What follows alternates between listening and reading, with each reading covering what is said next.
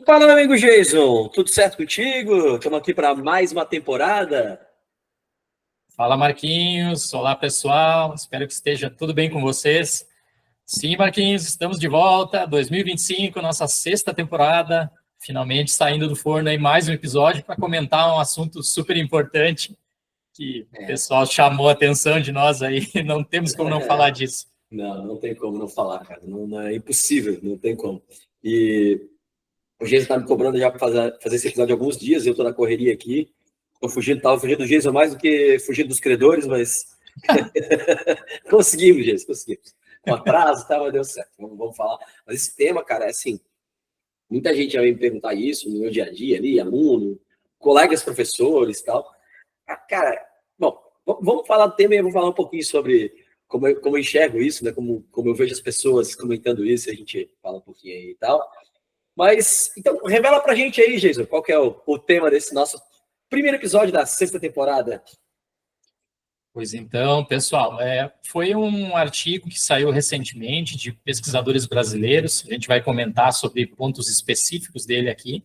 Já vou agradecer minha querida ex-estudante Michele Cassol, uma pessoa super especial que eu tive o prazer de lecionar, claro, dentre várias outras pessoas super especiais, mas ela sempre que vê algo na mídia, assim, em termos chamativos, que tem a ver com genética, ela lembra de mim, me manda lá o linkzinho e, professor, dá uma olhada nisso, né? E às vezes faz algumas perguntas. Depois da Michelle, claro, várias outras pessoas, assim, a notícia popularizou aqui na imprensa brasileira, então várias outras pessoas vieram pedir a nossa opinião. E a gente vai trazer, mais do que opinião, a gente vai trazer a ciência por trás desse artigo científico aqui. Então, revelando, né, pergunta do Marquinhos, me enrolei aqui para responder, é que, na verdade, saiu recentemente um estudo, então, a respeito da genética dos médiums. Né, Marcão? Então, cara, a genética dos médios, essa é ótimo. Mas vamos lá, vamos destrinchar esse trabalho aí, vamos falar se isso realmente é ciência de boa qualidade ou de má qualidade, né, Jason? Vamos lá, vamos brincar um pouquinho aqui de cientista. Bom, pessoal, até talvez antes da gente falar de aspectos muito importantes desse artigo científico, vamos deixar aqui como se fosse um disclaimer. Eu acho que vocês que nos acompanham já nessas temporadas anteriores, estamos indo para a sexta temporada agora, vocês já devem saber do meu histórico pessoal aqui. Marquinhos já brincou várias vezes, né, a respeito disso, que o meu primeiro doutorado teria sido aí na religião, né? Então, claro que é uma brincadeira, né, Marquinhos? Porém, né, vocês sabem, então eu tenho uma criação bastante influenciada por causa da minha família, que é majoritariamente aí da Igreja Católica ou evangélica, né, e eu não sei por que muito bem até hoje, eu acabei desviando o meu caminho aí e fui para a ciência ao longo da minha trajetória. Então, pessoal, mais especificamente aqui hoje, talvez a gente vá falar de espiritismo ou de espíritas. Então, quero, né, deixar de antemão aqui nesse episódio que não tenho nada contra pessoas que praticam religiões.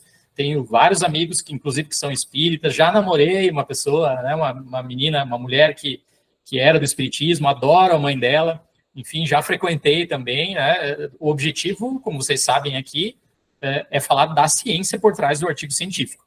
Tá? Então, não vou fazer aqui juízo de valor se vocês querem seguir, né, os caminhos que vocês querem seguir na vida. A gente está simplesmente respondendo aqui porque eu sou, na atualidade, estou, na atualidade, com uma posição de cientista aí dentro da área de genética do comportamento. Então, sou revisor científico de mais de 25 revistas internacionais que revisam justamente, que publicam justamente artigos científicos como esse que foi publicado aqui pelo Jornal Brasileiro.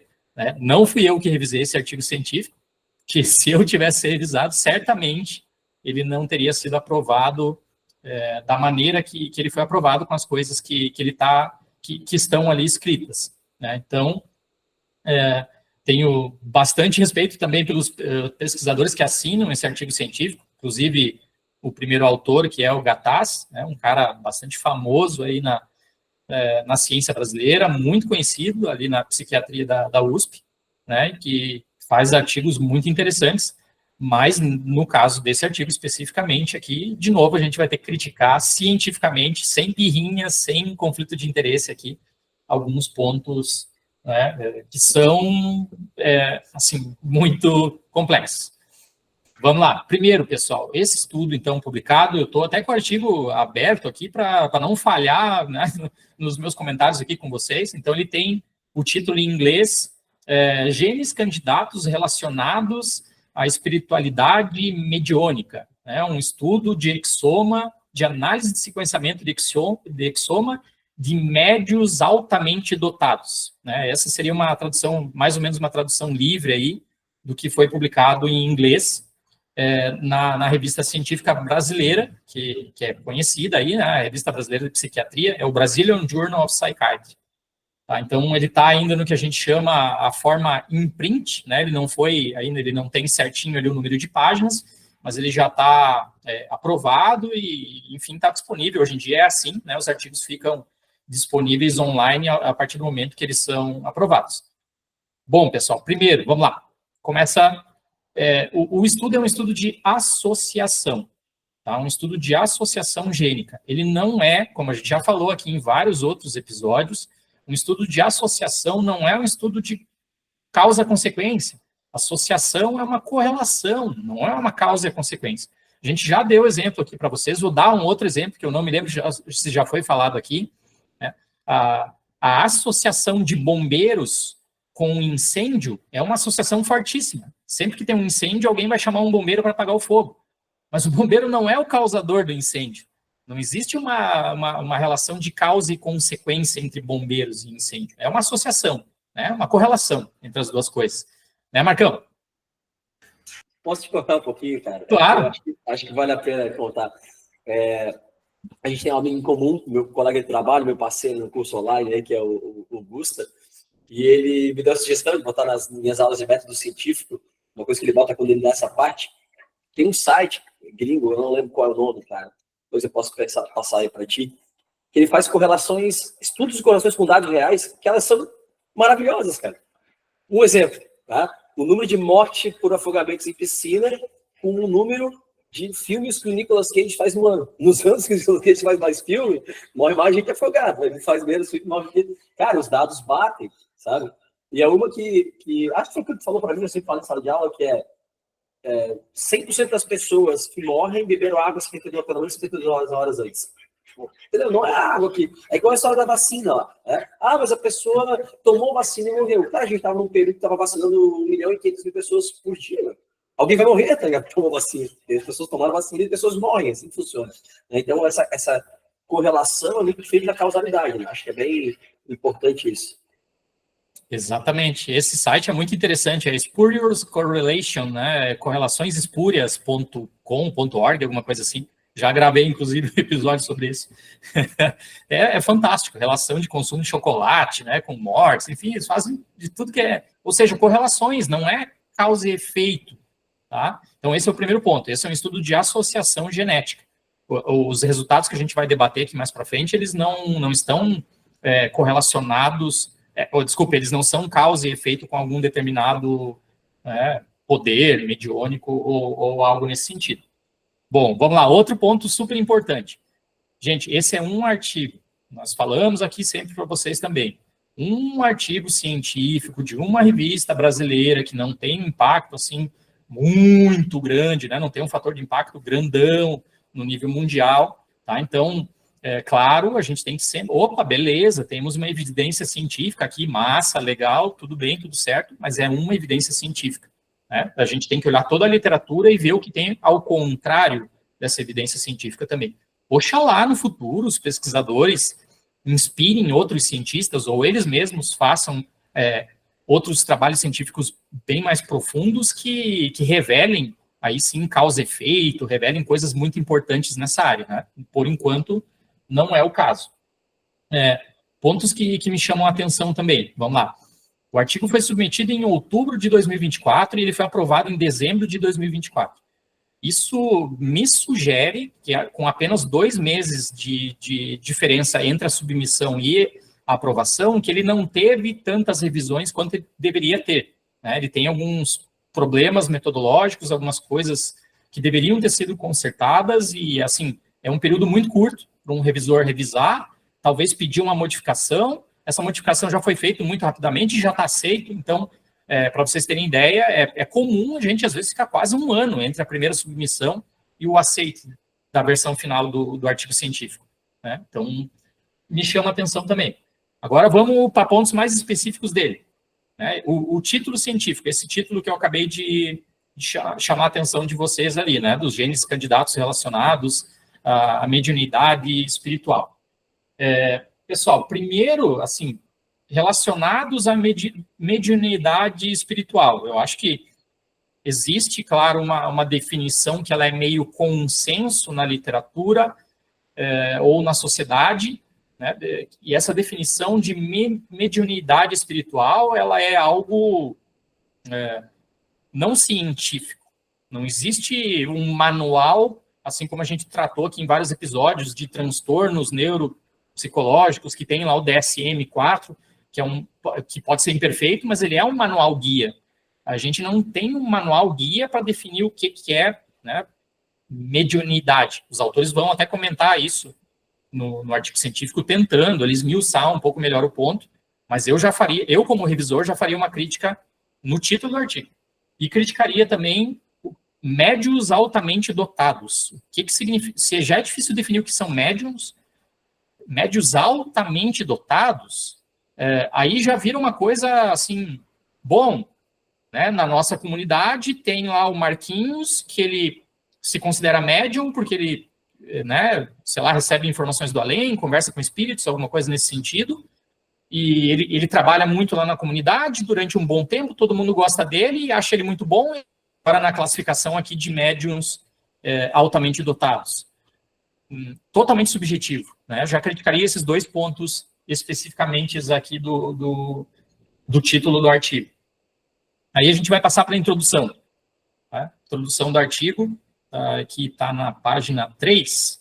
Eles citam ali, bem legal, bem interessante, né, que existem pesquisas nos Estados Unidos e no Brasil que encontraram que mais da metade da população geral, da sociedade, já declarou ter sentido a presença de mortos ou um membro da família que é morto e visitou eles.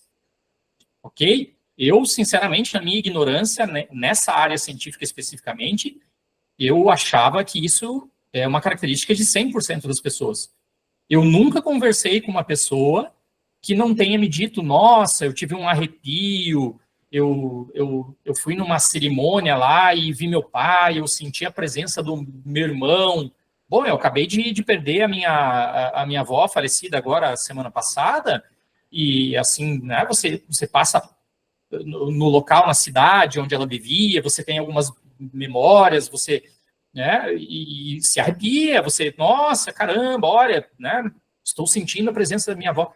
Na minha ingenuidade, Marquinhos, eu não sei se você nunca teve vamos dizer assim, uma experiência desse sentido, mas para mim isso era 100% das pessoas.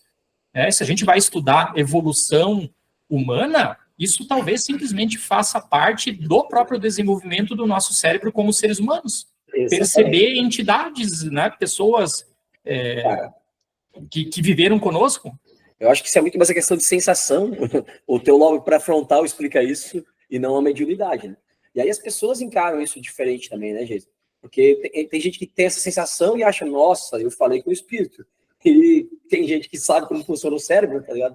Que estudou um pouquinho de neurociência e fala, não, isso é uma lobo pré-frontal, com as conexões sociais que foram feitas aqui, emocionais, né, emotivas e tal, e afetivas, e esse aí ele trabalhando, cara, neurotransmissor, né, sendo emitido ali e fazendo teu lobo pré-frontal trabalhar, tá ligado? Então, é isso, cara. As pessoas acham que cada um tem a percepção diferente das coisas, né? Tem gente que acha que mediunidade, né, é isso. E não necessariamente né? Tipo, e acho que foi muito feliz quando falou uma coisa que eu queria comentar. Tem alguns pontos anotados aqui, esse era um deles. Cara, como é que você vai comprovar mediunidade cientificamente? Não existe, cara. Então, assim, para mim, e eu fico muito, tu sabe que eu fico pistola com essas coisas, porque para mim, cara, esse artigo não faz sentido ser publicado. Tu chamar isso de ciência, cara, para mim é uma afronta.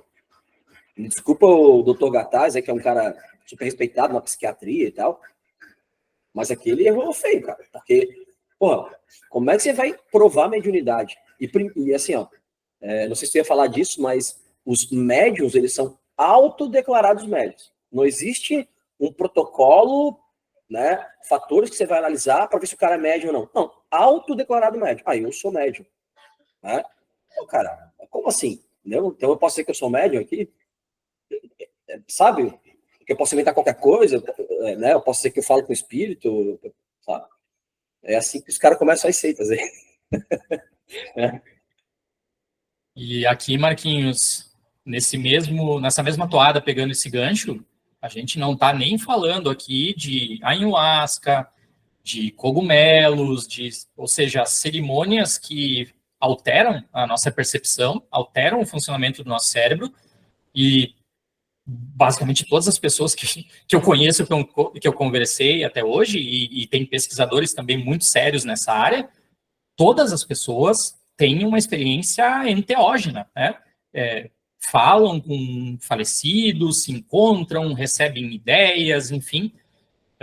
Então, não estamos nem entrando nessa seara, pessoas. Estamos falando, né, de outra coisa, que foi o que o artigo se refere aqui especificamente, que são, então, como o Marquinhos falou, os médiuns que atuam nas comunidades dele lá durante muito tempo, mas que é algo, na teoria, onde a pessoa não está fazendo uso de uma substância, né, que altera a percepção. Ele já é, entre aspas, assim mesmo. Ele teria, né, essa faculdade especial, essa capacidade especial, então, de perceber aí espíritos ou pessoas que não estão mais encarnadas conosco. Né? Então, assim, me surpreendeu, porque eu fiquei pensando, quando eu li, 50% só? Eu achei que era 100%.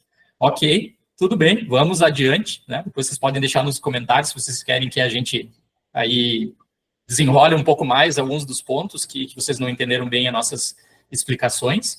E aí, na própria introdução vem isso que o Marquinhos falou, já na sequência, né? Então, assim, você se autodeclarar, né, médium não é uma questão científica, né? É uma questão própria. Assim, de repente, então agora eu senti a presença da minha avó, eu acho que eu sou médium, eu vou começar a fazer esse trabalho, vou fazer o treinamento específico lá que precisa ter e vou, né, de repente, transmitir essas coisas para outras pessoas, elas vão achar que faz sentido, e agora eu sou autodeclarado médium e ponto final. E aí a gente vai pegar um grupo de pessoas que me incluem, porque eu sou médium, autodeclarado, e vai comparar com outro grupo de pessoas que são autodeclarados médiums e vamos buscar os genes por trás disso. Aí eu vou me lembrar, que é uma crítica que eu faço muito em bancas de doutorado, não só trabalhos com seres humanos, mas trabalhos com animais de laboratório. As pessoas chegam lá, olha, eu tenho aqui uma população de ratos ansiosos, eu tenho aqui uma população de ratos não ansiosos. E daí ela começa a comparar a expressão dos genes de um e de outro. E aí eu pergunto para a pessoa, tá, mas por que você está separando um entre ansioso e outro, né, e o outro não ansioso? Porque, como é que você separa os teus dois grupos? E aí a fundamentação da pessoa está errada. Ela separa baseado numa qualidade que não necessariamente reflete todo o espectro enorme da ansiedade. Então aqui já começa um problema metodológico muito grande. Né? A autodeclaração é complexa. Né? Eles vão depois falar ali no material e métodos, é porque o cara atua na comunidade dele durante mais de 10 anos, Sim, mas inicialmente, né, ele se autodeclarou médium para poder atuar durante 10 anos, no mínimo 10 anos. Né? Essa é uma justificativa na discussão aí de pessoas defendendo, né, esse trabalho. Eu tive aí durante essa semana, a pessoa falando, mas essas pessoas são médicos porque elas curam pessoas nas comunidades. Cura como? Como é que você mostrou? Você fez um duplo cego randomizado para mostrar que a pessoa se curou pela mediunidade, não já ia se curar de qualquer jeito, né? Vamos lembrar que efeito placebo tem fundamentação científica, mediunidade não tem, né? E outra coisa que me questionar, essa foi, acho que é a pior delas, sobre a questão da autodeclaração. Então a pessoa pode se autodeclarar negra, mas não pode se autodeclarar médium. Assim, sim, né? Porque né, o cara ser afrodescendente negro existe, cara. A mediunidade você não tem como comprovar, né? E, cara, são escopos totalmente diferentes, né? A gente não tá falando aqui, você não tem que fazer um trabalho científico para ver se o cara é negro ou não, entendeu? Então é diferente, né, cara? Não dá para comparar as duas coisas, né? Então é bem complicado essa questão da autodeclaração e o que é mediunidade. É como eu te falei, para mim esse trabalho já nem saía do zero. É que eu não sou revisor de revista científica, né? Que nem o meu amigo Dias, eu sempre falo aqui, que às vezes a gente faz, o pessoal que ouve o Vivenciar acha que é só dois malucos falando de ciência. Como eu sempre falo aqui, eu não sou cientista, mas eu sou um cara que eu vivo de ciência e durante os meus 20 e poucos anos de profissão, de formado e tal, cara, eu leio artigo científico praticamente todo dia. Então, eu sei interpretar um artigo científico. E o Geis é revisor de revistas científicas, né? Então, cara, ele não está aqui brincando, né? Pelo contrário, né, Marquinhos? A gente está aqui basicamente para apanhar, porque, assim, olha, pessoal, depois que saiu essa notícia, sabe, foi as grandes redes de TV nacionais, vamos citar aqui a Globo, a Band, né, vários divulgadores científicos que têm milhões de seguidores falando, e legal, e massa. A Márcia Sensitiva dizendo que ela tinha previsto que a ciência ia começar a comprovar a mediunidade, sabe? Então, assim, realmente eu só vi nós aqui fazendo até agora, até o presente momento, só nós dois malucos aqui querendo apanhar, né, seguido aí por poucos milhares de pessoas, falando sobre o artigo científico mesmo, lendo o artigo científico, se debruçando nele, fazendo críticas pontuais. Então, o resto do mundo, uhul, massa, legal, vamos lá, e é isso, né? Então... Viés de confirmação, né, gente? O pessoal gosta de coisas, mesmo que sejam pseudociência, que comprovem, que corroborem o que eles acreditam, o que eles gostam, né? Se sentem confortáveis, né? Mas a ciência não funciona assim. Exatamente. Te cortei aí. Quais outras críticas você tem aí, Geis? Eu tenho algumas aqui também para falar. Mas, não, é só antes, acho que engatar o viés de confirmação explica tudo, né? Assim, se sai alguma coisa para comprovar, se eu me sinto médium e sai um artigo científico para dizer que existe realmente médium, que eu tenho um poder, eu vou dizer ciência, uhul, olha a ciência, que massa.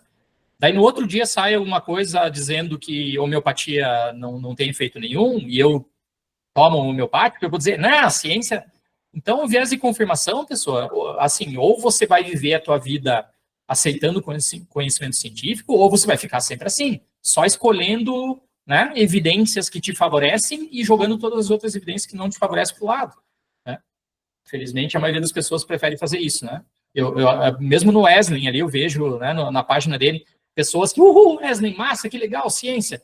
No outro dia ele faz uma postagem, o cara, não, mas não é bem assim, não, isso aí, ciência nada a ver. A mesma pessoa. Então é isso.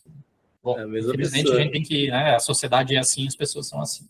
Então, exatamente. nos cabe aqui fazer o contraponto, né, Marquinhos? Outra coisa que eu ouvi muito nessas argumentações, porque, cara, quando veio, eu sou conhecido nas escolas que eu trabalho exatamente por ser o cara da ciência. Os cursos de formatura, os alunos falam isso, o cara que traz ciência, o cara que é cético, não sei o que e tal, e por ser o cara que é ateu, cara, o cara que não acredita em nada, né? E aí veio, viu, a ciência comprou. Então, cara, essa semana, assim, fui bombardeado com gente querendo trazer essa ideia. E aí eu fui dando os argumentos, aí você está falando aqui, alguns outros e tal. E aí eu falo, mas o cara é médico. Eu falo, cara, o CFM fomenta a homeopatia, cara, a soroterapia, mano. São pseudociências, não dá para... Porque o cara é médico, a gente sabe o quão ruim é a formação médica na questão de interpretação de dados científicos, né, cara? O médico ele é um bom técnico, geralmente, mas a parte assim, tem ótimos médicos na divulgação científica. Hoje você tem o Carlos Eduardo Viterbo, que é um cara bom pra caramba, o Dr. João Alho, são sensacionais, os caras que seguem medicina baseada em evidências, né? Tainá, que é minha esposa, médica, ela também, né, é da MBE aí, tá, medicina baseada em evidências, mas não é a maioria, né, gente? Deixar aqui o grande abraço para o Sérgio Arturo, para o John Araújo, médicos também que fazem aí um trabalho científico sensacional. Eu espero receber eles aqui, né, no futuro no Vivenciar. Mas aí, Marquinhos, veio uma bomba, né, um highlight desse episódio aqui, que tem um pouco a ver com isso que a gente já está comentando agora anteriormente. Eles citam, então, né, comentam na introdução, e depois eles vão falar isso na discussão, que eles têm um estudo anterior que avaliou a saúde mental dos médiums para descartar que esses médiums tinham algum problema de ordem mental, ou seja, né, que eles estão tentando fazer um controle bem interessante, ou seja, pegar médiums que são saudáveis, vamos dizer assim, né, neurocientificamente falando, né, cognitivamente falando, né, eles não têm nenhum problema, nenhum transtorno, então, ok, então é uma mediunidade, né, um poder especial, ou algo desse sentido. Aí você vai atrás do artigo que eles citam para descartar isso, um artigo que eles publicaram agora também em 2024, numa revista especializada da esquizofrenia. E quando você vai lá nesse artigo, dá uma olhada, na verdade não é nenhum artigo científico, é uma carta para o editor da revista, você vê lá que eles reconhecem isso, este ponto exatamente, como uma limitação do trabalho deles. Ou seja, eles não têm um bom controle para dizer que os médiums não podem ser descartados como tendo algum problema de ordem de natureza psiquiátrica, vamos dizer assim, né? Isso é um defeito daquele artigo original que eles usaram para embasar esse segundo. Então, alguém poderia criticar, eu, por exemplo, criticaria, sendo revisor, eu quero entender aqui se esses médiums realmente são pessoas saudáveis. Eles tentam se defender ali, dizendo que eles têm uma boa qualidade de vida, um bom relacionamento, boas capacidades cognitivas, mas isso não... Bom, eu tenho um bom relacionamento, tenho boas capacidades cognitivas, e eu posso, de repente, sei lá, ter um grau de autismo, alguma coisa nesse sentido, né? E não sei, né? Sem falar em outras coisas mais específicas. Então, assim, isso é um ponto extremamente espinhoso. Eu não vou nem entrar em detalhes mais finos aqui, que a gente poderia depois bater um papo só especificamente sobre isso, quando a gente pode, de repente, pensar em transtorno de processamento sensorial. Né? Então, uma pessoa completamente muito bem funcional, tranquila, não é esquizofrênica, não tem autismo, nada, nenhum problema. A pessoa que está aqui no dia a dia falando ciência, fazendo ciência, ela pode ter um transtorno de processamento sensorial e isso fazer com que o cérebro dela interprete coisas diferentes. Né? Assim, a gente já falou isso várias vezes aqui, nosso cérebro está sendo bombardeado com informação ambiental o tempo todo. Né? Ondas sonoras, informações visuais, a gente está recebendo de pressão, de calor, o tempo todo, na pele, o cérebro está tudo interpretando isso. Né? Se você tem aí um filtro, vamos dizer assim, um pouco modificado, você pode, obviamente, perceber coisas que pessoas consideradas normais não estão percebendo. Isso não quer dizer que você é esquizofrênico. Né? Então, esse aí é um ponto espinhoso, Marquinhos. Não, a separação deles é feita baseado na autodeclaração, então eu me declaro médium, trabalho mais de 10 anos lá na minha comunidade, eu sou comparado com meus irmãos que não se autodeclaram médium ou familiares de primeiro grau, só que não existe um bom controle para dizer que no grupo de médiums... Bom, primeiro, não existe nem como dizer o que é médium cientificamente, segundo, não dá para dizer que eles não tenham alguma coisa alterada em termos neurológicos, vamos dizer assim. Uhum. Cara, então, aí é que tá. A ciência ela é feita dessa maneira, né? Você publica e vai tendo as críticas, vai achando os buracos e tal. Mas quando você chega num artigo como esse, que tem tantos buracos, cara, é difícil esse artigo se sustentar, né? Eu posso citar um aqui, Jason, que é uma coisa que eu queria falar. Cara, para os meus alunos aí de ensino médio, a gente fala da diferença entre o que é heterocromatina e eucromatina, que dentro da eucromatina lá, a gente tem os genes onde tem exons e introns. O exon é a parte que expressa, né? É a parte onde está os receitas para formar as nossas características. O que foi analisado nesse trabalho foi o exoma, né? É o conjunto de exons, certo? O que me chamou muita atenção, Jason? Você tinha o grupo teste, os médiums autodeclarados, e você tinha, médium entre aspas, se você dá aspas aqui, tá? A gente tá só ouvindo aí. E você tinha o grupo controle, os meros mortais, como nós que não somos médiums, né? O que me chamou muita atenção, gente, foi a diferença de idade, cara, a média de idade. Tu chegou a ver essa diferença, não? Sim, existe. Então, cara, você tem uma média de idade 15 anos mais alta nos médiums. Gente, uma das coisas que mais causa alterações do DNA é o tempo, cara, entendeu? O tempo ele vai alterando o teu DNA, né? A vida vai te machucando, né? Inclusive no teu DNA. E então é muito mais provável que existam alterações. Me corrija se eu estou errado aí, mas é muito mais provável que existam alterações numa pessoa que seja 15 anos mais velha, em média, né? Ali e tal. Então, é muito mais os médiums. Então tinha que, no mínimo, pegar pessoas da mesma idade do grupo teste de controle. Então o grupo teste tem 15 anos, uma média de idade de 15 anos maior, cara. Marquinhos, realmente, quando a gente entra por essas questões sociodemográficas, assim, é ideal, eu sei que é difícil, né, conseguir, mas o ideal é que você compare, eles tentaram, eu acho que eles fizeram um bom trabalho no geral, mas tem alguns pontos específicos, esse é um deles, que, assim, peca, né? Vamos aproveitar essa celeuma aí, o que mais peca? O N experimental. Pessoas, eles têm, deixa eu olhar de novo aqui para não falar bobagem para vocês, mas é 54 e 53. 54 teste e 53 controle. Isso. Pessoas, isso para um estudo com seres humanos é baixíssimo. Para a gente conseguir um efeito robusto aqui em termos estatísticos, a gente teria que estar falando aqui de centenas, 500, 600, mais. É impossível de conseguir, de ter tantos indivíduos médiums assim? Provavelmente seja difícil, claro, né? Mas isso tem que ser, então, reconhecido como uma limitação do teu artigo científico. Você não pode sair extrapolando conclusões com uma população de 50. Né? Eu também tenho artigo com seres humanos, com parkinsonianos, onde a gente só não conseguiu impactos maiores na publicação, em revistas mais conceituadas, porque a gente tomava essa pedrada. A gente não tinha mais do que 100 pessoas. Né? Então, é muito importante em seres humanos ter esses grupos amostrais elevadíssimos para estudos complexos de associação como esse aqui. Não é o caso deles. Então, já vem uma outra pedrada, né? A questão da idade diferencial, que você tem pessoas mais velhas, então mais suscetíveis realmente a algum tipo de alteração, e tem essa questão do N muito baixo.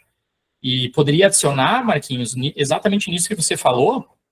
Então, sim, pessoal, a gente já comentou aqui em outras aulas, né, a diferença de exons e introns, mas tem uma coisa aqui que não está sendo falada, que é no artigo, que é bem biologia molecular, que é o splicing alternativo.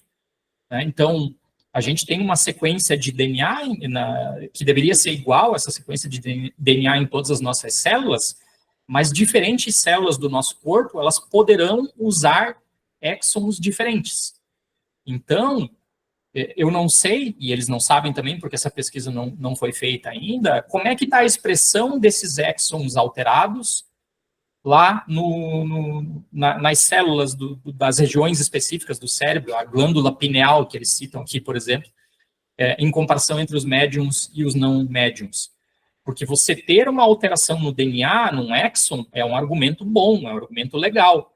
Agora, a minha pergunta como biologista molecular é, esse exon faz parte da sequência, né, efetivamente naquela célula? Ele está sendo traduzido depois numa proteína? Ou ele está sendo spliceado, né? Desculpe o termo em inglês, ele está sendo retirado. Né? Aquela mutação que está naquele exon não está alterando a sequência proteica. Não tem essa resposta ainda, é algo a ser perseguido aí pelos pesquisadores. E aí, Marquinhos, acho que podemos avançar aqui para um ponto também, eu acho muito highlight, que é a questão eles falam na página 6, se não me engano, deixa eu rolar aqui para a página 6, isso, que é como que eles fazem o questionário para avaliar a atividade mediônica do médium. E aí eles citam aqui um instrumento que eu fui tentar buscar atrás, eu fui correr atrás desse instrumento, aparentemente é uma tese de doutorado de 2004, algo assim, que foi orientada lá na USP, e desenvolvida, então, pelo grupo de pesquisa ali, pelo grupo do GATAS, e eles falam, então, aqui, um instrumento, esse questionário, né, esse instrumento avalia alguns fenômenos como psicofonia, que é falar sobre a influência de espíritos, projeções, que é ter experiências de fora do corpo, psicografia, que é escrever sobre a influência de espíritos, clarividência, que é ver espíritos, clareaudiência, que é escutar espíritos, incorporação, que é incorporar, né, que é ser tomado por espíritos. Então, daí aqui, assim, você desenvolveu um instrumento para avaliar alguma coisa que não tem embasamento científico. Aí eu não tenho palavras assim, para traduzir como é que a gente vai lidar isso dentro da ciência. Né? Primeiro, você teria que ter cientificamente demonstrado o que é uma clarividência, o que é incorporamento de espíritos, né? Tinha que ter um estudo aí mostrando com um método científico.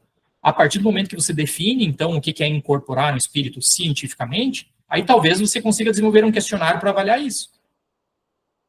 No momento que clarividência ou incorporação de espíritos está só no senso comum, assim, definido pela mediunidade, pelos amigos espíritas, como é que você vai produzir um questionário para avaliar isso? Montar um castelo de cartas numa base fraca, que não sustenta. Não. É isso, né, cara? Desde o início, esse trabalho... acho que o grande erro aqui é tentar provar uma religião de forma científica, né, cara? Isso são coisas totalmente separadas, né? História de mistura religião com ciência era até o século XVIII, XIX lá, cara. Agora já, entendeu? Não faz muito sentido isso, né? Não faz muito sentido.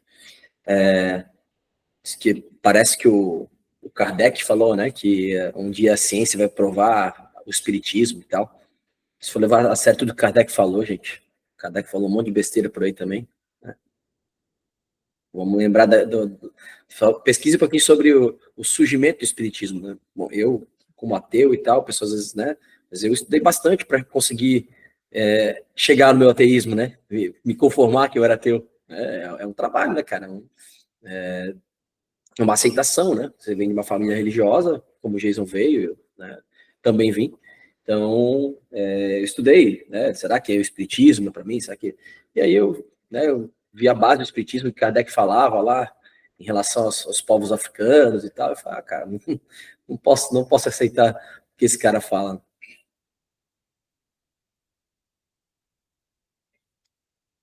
Assim, nem entrando nessa celeuma realmente, porque, vamos lá, aqui talvez seria um comentário também científico que eu faria na revisão do artigo. Se os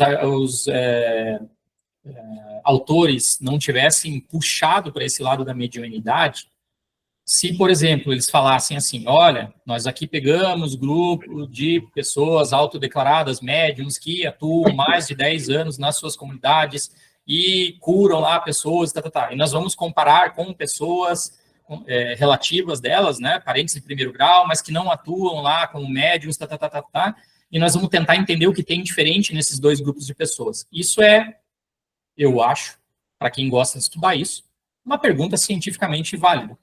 Né? Por quê? Porque você vai, talvez, chegar a conclusões que me parece que é o que eles encontraram aqui, que você tem algumas alterações sensoriais naquele grupo de pessoas que são considerados médiums, né? E depois a gente tem que tentar entender por que essas alterações estão ali. Só que essas alterações, primeiro, elas não necessariamente comprovam mediunidade, elas podem estar comprovando que aquelas pessoas têm alguma alteração sensorial, ou seja, talvez elas tenham algum problema, não seja algo, né, do lado bom, ou seja, isso seria contrariamente, né, do viés de confirmação que as pessoas estão falando aqui, na verdade seria um primeiro relato, vamos dizer assim, de uma pesquisa biológica que está demonstrando que, na verdade, elas têm um problema e não uma virtude. Isso seria extremamente complicado para pessoas espíritas ou algo assim. Elas automaticamente deixariam aqui de venerar esse artigo científico. Então, vejam como a interpretação fria dos dados ela pode mostrar outra coisa completamente diferente. E segundo ponto, Marquinhos, pessoas realmente, o que Marquinhos coloca, claro, religião e ciência, né, separaram há bastante tempo por coisas que a gente pode discutir aqui em vários episódios. Isso já aconteceu muito tempo atrás. Mas tem uma coisa muito simples. A ciência, ela muda. Ela não tem dogmas. A ciência, o que a gente está falando hoje, por exemplo, se amanhã sai um artigo científico na Science e os caras respondem todas essas perguntas que eu coloquei aqui de uma maneira super adequada, eu e o Marquinhos vamos ter que gravar um outro episódio dizendo, pois pessoal, mudou, agora os caras responderam todas as nossas perguntas, a ciência agora aparentemente está mostrando que existem pessoas super especiais que veem mortos, conversam com mortos e algo nesse sentido. Não é o caso, né? Então, se isso não existe cientificamente, eu não posso vir aqui dizer para vocês que, sob o olhar da ciência, isso existe. Aí eu teria que ser religioso, eu teria que ser um dogmático. Eu teria que vir aqui com a minha convicção pessoal, estudando Kardec ou, né, outros profetas aí de outras religiões, e dizendo para vocês, é assim, é esse o dogma. E é isso, e aceitem, e acabou, né? Porque é assim. Deus me falou, outras pessoas me falaram, né? Então, gente, eu só queria deixar uma coisa clara aqui, Jason, né, para não ser mal interpretado. Na minha fala anterior aí, gente, não quer dizer que eu não goste de quem siga a religião, não, eu só acho que são coisas separadas. Você tem que ter sua crença, ela tem que ser respeitada, e é isso, e acabou, e tu não tem que ficar tentando provar ela cientificamente, né? Porque, como a religião se baseia numa parada que não tem como provar, simplesmente é impossível provar cientificamente. Porque, assim, dentro da lógica do método científico, se a gente for submeter, né, corretamente os estudos a tudo que o método científico tem para dizer, pode acabar acontecendo o contrário do que vocês queiram. Então, que é o que eu acho que acabou acontecendo aqui. As diferenças que tem no grupo de médiums mostram que eles têm percepções sensoriais diferentes. Se essas percepções sensoriais diferentes são uma qualidade ou um defeito que eles têm, eu não sei. Aí a gente teria que investigar psiquiatria... Nossa, palavra difícil. Teria que investigar de forma psiquiátrica essas pessoas, não simplesmente olhando a qualidade de vida deles, né? Mas aí com vários testes super específicos aqui, de fonoaudiologia, de outras coisas, audiometria, A gente acha até difícil de a gente afirmar, por exemplo, que essas pessoas têm a questão de percepção diferente e tal, porque é uma autodeclaração. Às vezes nem é, às vezes é uma percepção, elas acham que sentem as coisas diferentes e não acham, sabe? E não sentem, desculpa. Então, cara, acho que é muito difícil. Mas a gente apontou aqui vários problemas metodológicos, né, do trabalho, mas ele já parte de um problema, né? Que você não tem como comprovar a mediunidade. Então, o trabalho todo ele já está no alicerce, né, plantado em lodo, né, em lama, que não tem firmeza nenhuma. Mas aí piora, né, Marquinhos? Porque a gente começa com um castelinho, então, que não se sustenta, que tem alguns problemas científicos graves, e que se você for interpretar só os dados sem pensar, eu quero confirmar mediunidade. Se você for olhar só, são dois grupos de pessoas, né? Eu sou um revisor isento aqui, não tenho... querem tentar comprovar a religião cientificamente, tentem, mas eu sou isento aqui, eu vou olhar os dados, vou olhar a ciência. Então, na minha interpretação, as pessoas têm alterações lá, vocês estão dizendo, né, que existe, mas essas alterações são ruins e não boas, fazem as pessoas ter um tipo aí de percepção diferente e algo assim, né? Então, já não se sustenta de novo. E aí piora, porque daí eles vão investigar, né, a parte biológica, genômica, genética desses caras. Eles fazem ali o exoma, como o Marquinhos falou, né? A gente depois pode destrinchar especificamente num único episódio o que é a análise de exoma para vocês. Mas eles chegam lá, então, daí, usando todas as técnicas, os dados deles ali, eles vão chegar em 33 genes que estão na teoria alterados, em pelo menos 1/3, né, 33% dos médiums. Então, dos 54 médiums, 18 deles tinham alterações nesses 33 genes. Eles usam essa argumentação ali para dizer que essas são as alterações mais críticas, né, mais importantes, vamos dizer assim. E aí, aqui também a coisa já começa a se complicar, porque eu estou falando de uma amostra pequena de 54, que agora é subdividida em 18, né, e para chegar em alterações ali que estão presentes nesses 18, mas que não estão presentes lá nos outros. Aí, aqui já também, bom, né, assim, não acho palavras muito para... Não tem muito o que dizer. E daí vai piorar, né, Marquinhos? Porque desses genes todos, eles vão fazer uma relação aqui com um gene que está sendo amplamente divulgado na literatura, que é o MUC19, né, o MUC19. Então, está presente nos médiums, em 87% deles, alterações nesse gene, no exon desse gene, e não está presente no outro grupo, controle. E aí, e piora mais ainda, porque esse MUC19, segundo outros dados da literatura, ele é um gene que é muito expresso na glândula pineal, E daí a glândula pineal seria, então, a área da espiritualidade que faz as pessoas entrar em contato, o terceiro olho, e só vai piorando. Então, assim, gente, Gente, essa história de a pineal ser a alma, não sei o que, isso é lá da época do Descartes, cara. Tá doido? A gente tá falando do século XVII, cara. Tá doido? A pineal produz melatonina, gente. É isso, ela te dá sono. Só isso que ela faz. Então, talvez faça mais sentido estudar a influência da melatonina na mediunidade, algo assim, Exato, né? exato, Não a exato. pineal, né?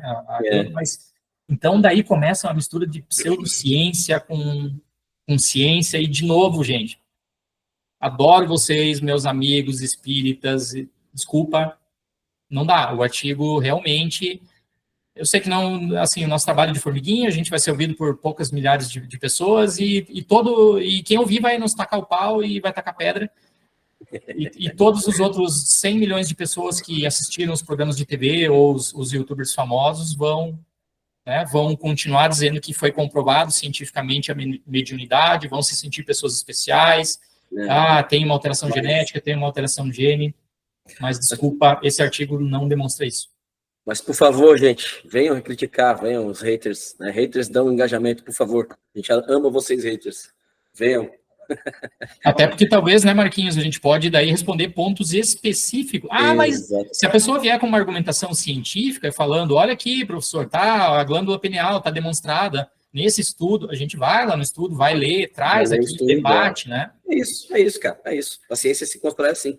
Não traga argumentos com referências bibliográficas e não evidências anedóticas, né, do eu acho, né? E por favor, né? Porque um médium não sei o quê, um médico não sei o quê, não. Isso é evidência anedótica, cara. Traz artigo publicado e revisado pelos pares aí. Isso, nada de Márcia sensitiva ou de médicos espiritualistas, porque tem dentro da medicina, né? Em algumas universidades muito boas existem matérias, né? Que levam em conta a espiritualidade, coisa assim. A medicina não baseada em evidências, né? Então, exato. Nós queremos evidências científicas aqui para debater com vocês, com o maior respeito e com o maior carinho. Então, a conclusão, né, Jason, é que esse artigo não provou que a mediunidade tem a ver com genética, gente. Desculpem, mas não foi dessa vez. É isso, Jason.